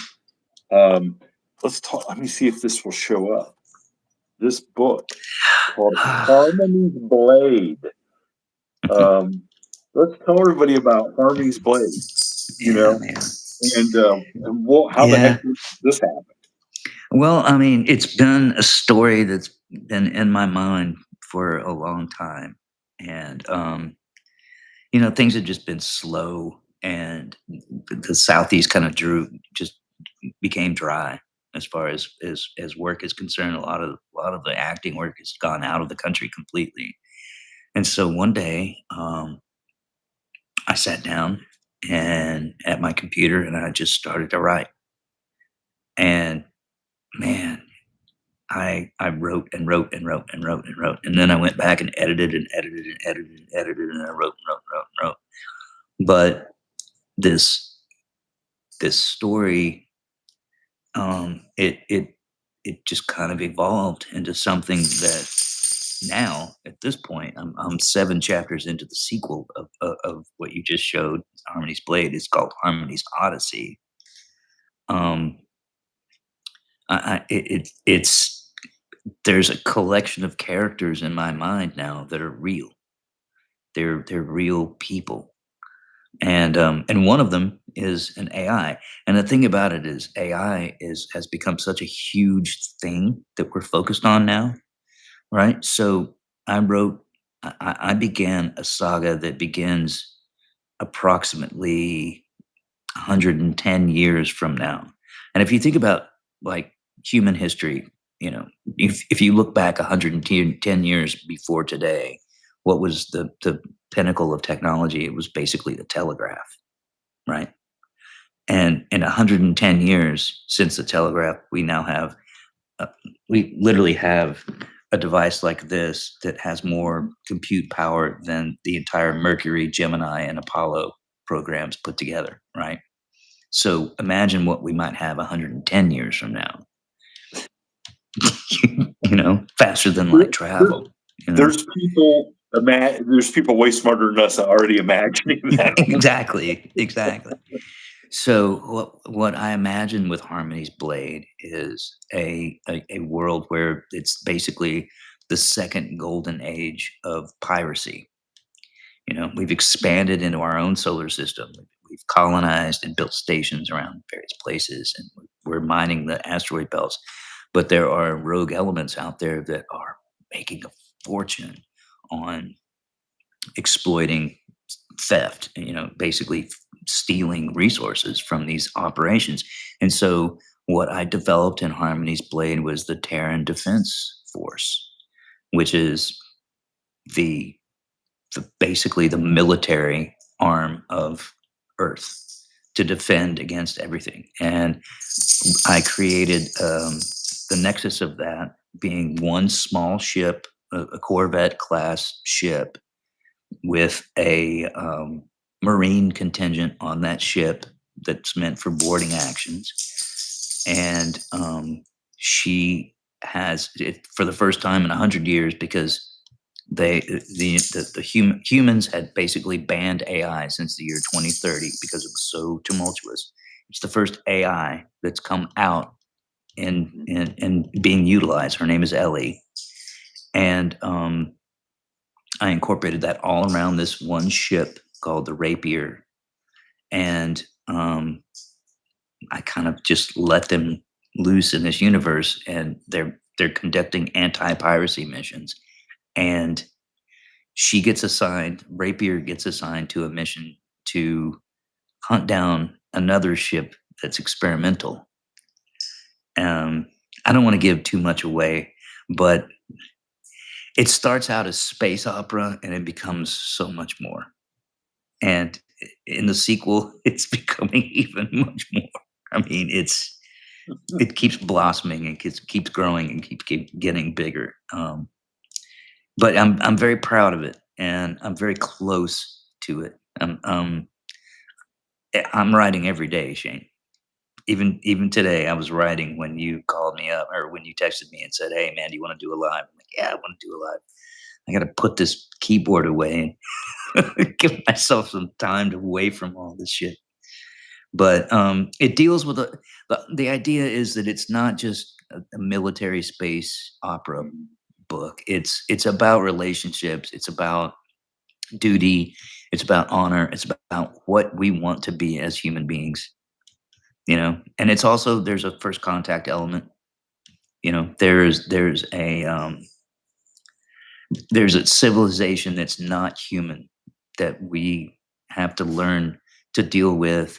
And it's a choice between looking at it in terms of hostility and defensiveness, or openness and communication. And the AI that we created, Ellie, is kind of the bridge, and she's the bridge because of her relationships with humanity. And that's kind of the story I'm trying to tell, is that, yeah, AI can be this cold, impersonal thing, but it can also be something that is a bridge between us and something that maybe a human mind couldn't really comprehend on its own. So that's what it is. I will tell you this. So, I mean, I told you, I'm not a sci-fi guy. Yeah, you told me that. Yeah, I don't love to read sci-fi. Yeah. And I started reading this, and I'm like, oh my God, I can't believe I'm really getting into this. And I'm like, this is it. And I told you, I think this could be a series. Yeah. Like, I could really see how people would get into this. And really, because it does have those layers of the humanity stuff. Yeah. Well, I mean, one of the cool things about Harmony's Blade is that I make the Marines more of a they're a defensive force. They're not an offensive force. Like when okay, the motto of the Marines, the Latin motto that they, obviously the U.S. Marines is Semper Fidelis, right? The motto of the TDF Marines in my book is Scutum in Tenebris, which means shield in the darkness. And if anyone's curious to see, I've generated some AI images from the book. My Instagram is Christopher_Barry13. So if you want to go see some images from the book, I would love to make it into a graphic novel, to be honest with you. But the idea is that the Marines are not. It's not a conquering force. They're defending. They're fighting pirates. And I'm going to tell you right now, man, that there's one pirate in particular that's going to come back. He gets away in Harmony's Blade, but his name is Corvinus Tarn, and he's going to come back with a vengeance. I like the idea of a second golden age of piracy, because I honestly see that that's probably what's going to happen once we start mining the asteroid fields and stuff. There's going to be pirates, man. Trust me. It's going to be the different sort of pirates and what's going on there. Right. Well, I mean, it's going to be the wide open field of pirates because, I mean, and unless we have a force out there to combat against that, it's just going to be the Wild West. So that's kind of what I wrote. And I honestly, I like the idea that I didn't write a science fiction novel that's set so far in advance. Like, Frank Herbert's Dune is like 10,000 years in the future, right? Oh, yeah. I mean, it's only 110 years away. The novel that I wrote, it's literally you still have bubble gum and rock and roll, and baseball. It's not so far away that humanity is detached from what it was. It's just that now we have, railguns and faster than light travel, and we've colonized a few places that are not in our immediate solar system. But the bulk of the novel, in fact, the entirety of the novel, is set in our solar system. It's in Sol. It's not out in space somewhere. Like most of the action actually takes place around Neptune, which is the frontier. It's the edge of our solar system. So I want to so everybody who's in the live chat and asking questions, I am trying to pay attention to our guest and engage with him. I cannot read every question that you ask. Nita, our social media queen, is not here to make sure that I see them. So don't take offense if I didn't see a question and didn't ask it. Okay, let's all be adults. And I will ask, did you ever? Okay, Chris, did you ever get to work with Robert Redford? No. Oh my God, I wish I had. I absolutely adore him. He's one of my favorite actors of all time. And one of my favorite movies of his is oh God, what's the name of it? It's oh shoot, Sneakers. Oh, okay. I know what you're talking about. I don't know enough about it to know. Yeah. River Phoenix was in that film. Was that something to do with computer? It was. There was a hacker. Okay. In it, and it was a computer hacker, but oh man, Sneakers. Also, what's his name? He was in Ghostbusters. Not Venkman. Not it was. Come on, SNL. Huh? Harold? Aykroyd? No. Aykroyd. Yeah. Dan Aykroyd was also in Sneakers. Oh man, great cast. I've never seen that. Oh, dude, you should watch that film, Shane. It's good, dude. It's really good. Sneakers. Well, yeah. Kenneth Russell is gonna crucify me if I don't, because he asked, "Do I know how important Robert Redford is?" Okay, is that a statement or is that a real question? Well, I don't know if it sounds like a real question. Do you know?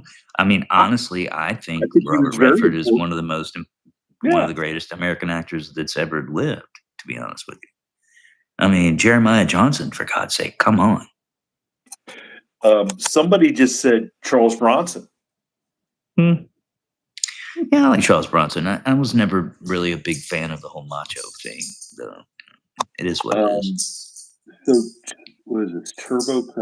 So, Turbo, if you are a Charles Bronson fan and you're a fan of the From the Shadows podcast, go on Tubi and watch Escape from Death Block 13. Starring me. I have a small role in it. But Daisy. The lead guy looks just like Bronson. Bronzy looks great guy from Hungary. His shtick is that he looks just like Charles Bronson. And him and my good buddy Chris Hahn play these inmates in the Mansfield Reformatory where we filmed Shawshank. And they're, Bronzy is put in there under, he shouldn't be put in there, but it's a fun 70s feel prison movie. Like like they don't make anymore, right? Unless it's with a bunch of old guys like Sly Stallone. One of my favorite performances, even though brief, Brad Dourif in the Brad Dourif's great. 3. Do you remember Exorcist 3? No, I never saw it, but I do know Brad Dourif, and Brad Dourif is an amazing actor. He played Peter de Vries in the original Dune. Oh, did he? Yeah. I loved his character in. He was in a. Is it the night? What was it? It was a Stephen King book. Was it Night Shift? Where it's a cop man, and he's the manager or the foreman, I believe. And he. Yeah, he's great. He played the Mentat, Peter de Vries, in the original Dune. He was so funny. He was so good. So we have a guy who's mad because we're not talking about Dogman. Listen, this is a live. This is not a specific episode where we're just talking about Dogman. Okay, live is a little bit more interactive with the guests. I shouldn't have to explain this. Yeah, and we'll put up if you want to watch the whole episode with Chris, where we just talk about Dogman and some great paranormal stories. We'll put it in. Yeah. We're not trying to make anybody mad, but this is more of like a little freestyle. It's kind of me and Shane just kind of ripping with each other, man. We're friends. Yeah, you guys are just lucky to get to listen. No, I'm just kidding. Man, it's just we've got to be friends since we first got to know each other, and literally, yes, I'm not gonna lie, Dogman brought us together. Yes, because of that experience, that's how we got to know each other. But we've expanded a little bit, and we've gotten to become buds. So I guess I'm sorry. Deal with it, guys. If it's not interesting, then it's not interesting. It is what it is. But Exorcist 3, I would highly recommend to you the same way you. Really? It picks up essentially where I believe Exorcist 1 stops. Is Pazuzu still the main demon antagonist in the story? Well, it's Brad Dourif play so the priest from the first one who gets thrown out the window, right? Okay, gets brought into this mental ward of this. It's like an old folks home, but I think it was probably supposed to be an Alzheimer's ward, but this is before Alzheimer's was a thing. Yeah, and so the priest is brought in because he's babbling about, like, he's incoherent. When George C. Scott goes in to talk to him, he becomes Brad Dourif, and he claims to be the Zodiac killer. Oh. And so what you find out happens, because it's irrelevant why he's this or that, but when the priest gets tossed and his spirit goes out, the Zodiac killer spirit goes into the priest's body. And so one of my, and no offense against the old people, but one of the things that creeps me out the worst are when old people don't act like old people. Yeah. And it's in this setting where all these old people are just kind of catatonic.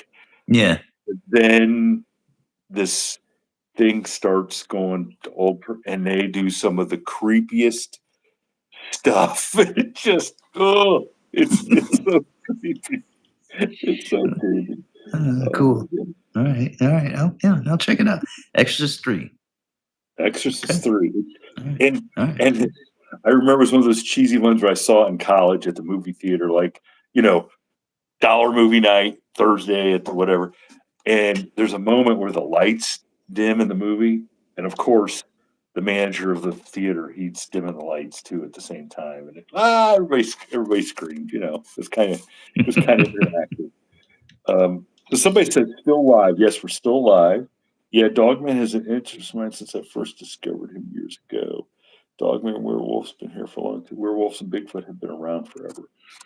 Um, we'll get back on the subject here at the end here, but please, everybody, if you love science fiction, or if you just mildly are irritated by it, go check out Harmony's Blade.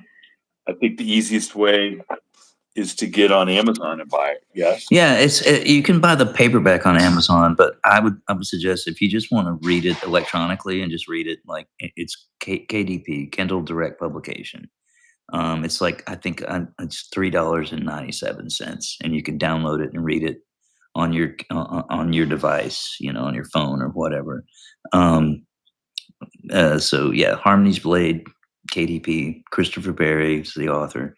Um, I want to get the story out because I honestly I, I I feel very proud of the story I wrote, and I'm even more proud of the story that I'm following up with. Man, I'm writing every day. The sequel is just going to be mind blowing. Um, I'm only getting started, and to be honest with you, I don't know where it's going to take me, but I'm not saying that I've finished my acting career. I haven't. I'm still going to be an actor, but I'm just starting my writing career, and man, I've got some stories to tell.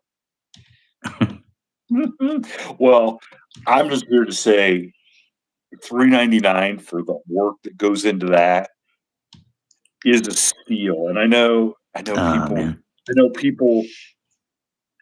It's hard. Stuff costs. Stuff costs money, and everybody gets nickel and dimed. yeah, But to really support creative people, they don't. And I hate to say this because, like you said, everybody sees what Tom Cruise or of the other big names make for a movie. They don't understand all the other people that it employs and the creative process, especially yeah, for books yeah. and music and stuff. It they real people really that create that stuff do not get compensated. Yeah, yeah. You Well, I know. mean, I tell you, Shane, I didn't start writing it to monetize it. I wrote it because I just needed to create because Mhm. that's just who I am, man. I needed to create, and once I started writing it, I started to fall in love with my own characters, which I think is essential for a writer. For a writer to really fall in love with the characters he's writing, and once you sort of fall in love with them, and you just give them a scenario and let them do what they would do, so the writing became easier and easier. It was really kind of fascinating, the process, because at first I was kind of grinding it out and putting all these things out. You've read the book, so I'm actually laying out what is. But Mhm. once they start to roll and they start to interact and they start to flow, they're doing their own thing. I'm giving them their own license, and so especially 7 chapters into the sequel, which is again called Harmony's Odyssey. Um, man, I've introduced some new characters. One of which is a 17-year-old physicist who's just absolutely freaking delightful, writing a 17-year-old kid who literally is just nothing but wonder. Just everything about the universe just absolutely thrills him. It's such a fun thing to do, man. So much fun. And I think that's really what it boils down to is like I think creativity and man, have fun. We don't live long enough.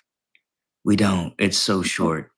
We don't get to be here for that long. So do what you can do to have fun and make things, even if it's just talking to someone that you love, have fun. That's what I would encourage people to do. But And yes, I think, also, buy my book. Read my and book. I think Susan was on here earlier, and she was like, well, she was kind of asking about. She's got paranormal stuff and how to write it. If you Yeah. want to write it, Yeah. write it. You know what I'm saying? If you want to write a song, write that song. If you want Yeah. to write a book, if you want to do some acting, do some acting. If you Yeah. want to, No. you know, Here's the thing that I want everyone to understand is it's not we aren't special. I'm not special. I'm a person. I'm just a human. You can do things too. You're not limited. no, Write a song. If you never played guitar before, go to a garage sale, find yourself a cheap guitar, and learn to play it.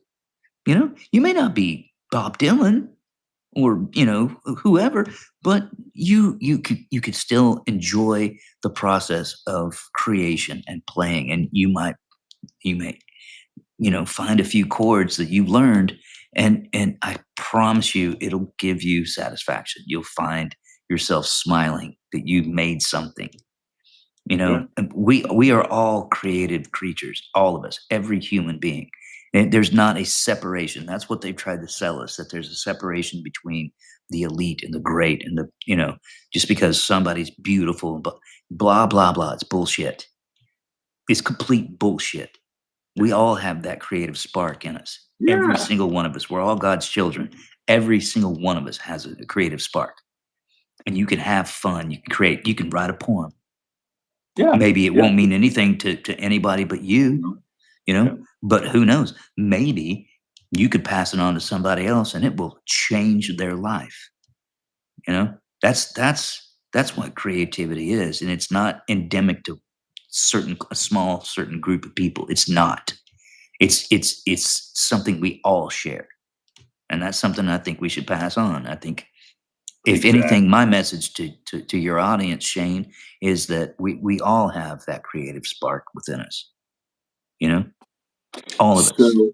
So, okay, we want to answer. So, the name of the book again is Harmony's Blade by author Christopher Berry. So, go check that out on Amazon. You can buy it. I don't know. Is it in hardcover? Somebody Yeah, asked it's in that. hardcover and in softcover. And like I said, once again, most of your readers, if you just want to get it on ebook, you can get it through Kindle Direct Publishing, KDP. So you can Google Harmony's Blade KDP, and like I said, it's like $3.97. It's like less than a cup of coffee at Starbucks. You're telling me Starbucks is crazy. Yeah, it is. Big parlay.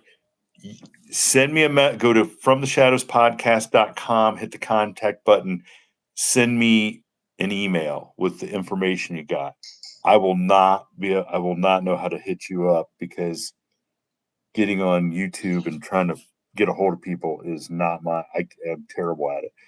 Time to start manufacturing Dogman treats. We could sell the Dogman treats right beside the pickle barrels in your shop. Sheila used to do extra work back in the day. Oh, but now I have MS. Well, I'm sorry to hear that, Sheila. Yeah, I'm sorry too, Sheila. That'd be fun to talk to you about some of the stuff that you've done. I need someone to teach me how to gamble properly. Well, Turbo, let me tell you something. I'm not going to go into detail, but our farmhand was a terrible gambler and ended up, he's in jail right now because he stole over $100,000 from my parents. So, Oh my God, in corn, in corn. So, talk about a story there.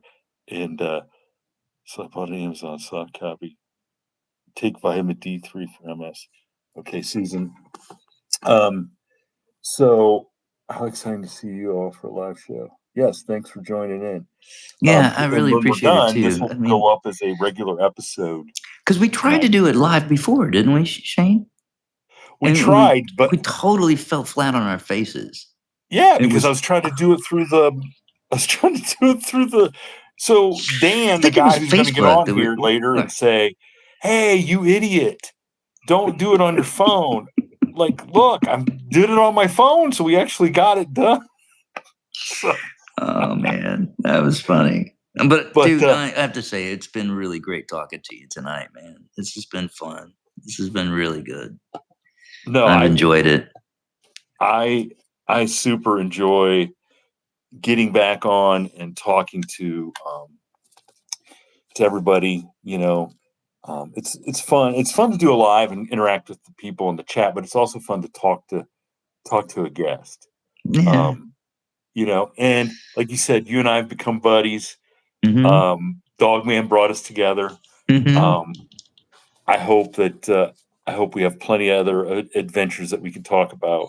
Man, what I want is I'd like to review my footage, like sweetened up and put on an 80-inch screen because, dude, I've never seen that before.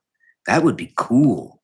Um, I mean, you blew my mind when you told me that Yeah, some of your listeners have actually done that. That's yeah. crazy. I will be curious to see how many people then hear this and do the same thing. Yeah, And yeah. I mean, I didn't do it because, quite frankly, it kind of frightens me. no, it's scary, dude. I mean, to be honest with you, I still every night when I go out on my front porch, I think about that night, like every single night. And like I said, I've never seen anything since. I've never seen it again.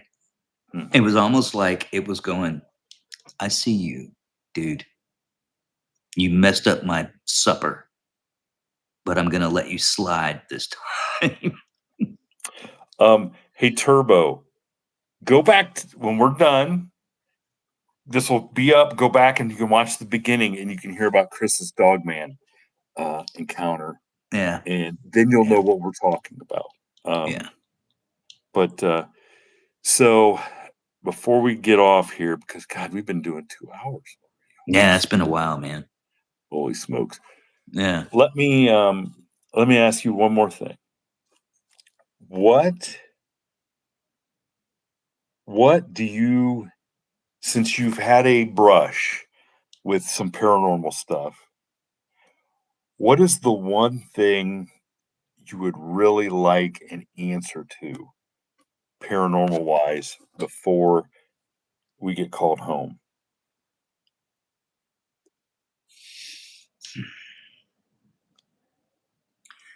I think probably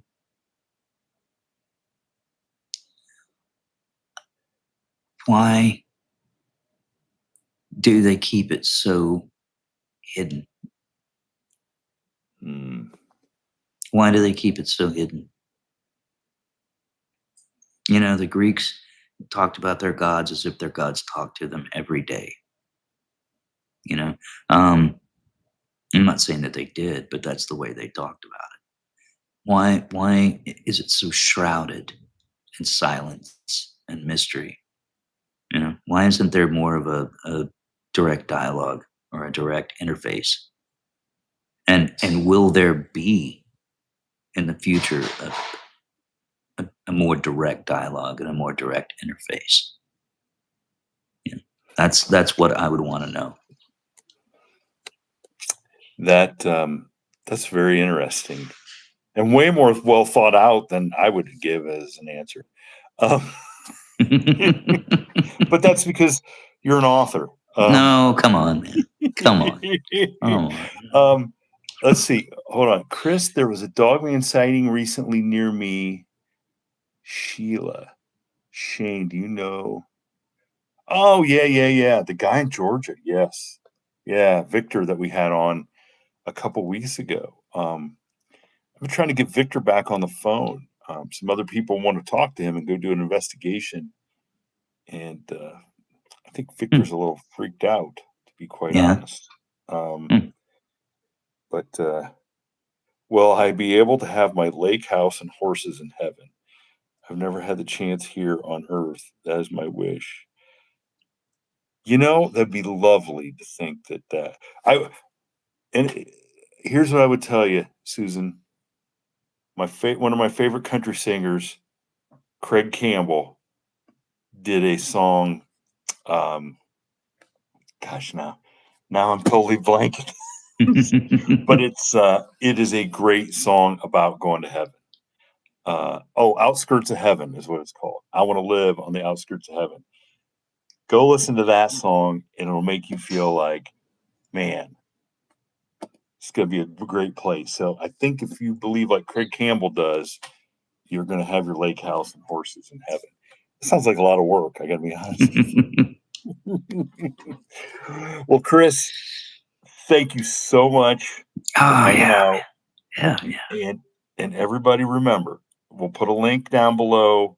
You can go watch the original episode where Chris tells his story, and you can see the video that he captured. See for yourself. See what you find. But listen to the whole episode. Don't just listen to Dogman. Listen to his ghost stories at the end, because a lot of people just listen to Dogman and don't listen to all the episodes. Yeah.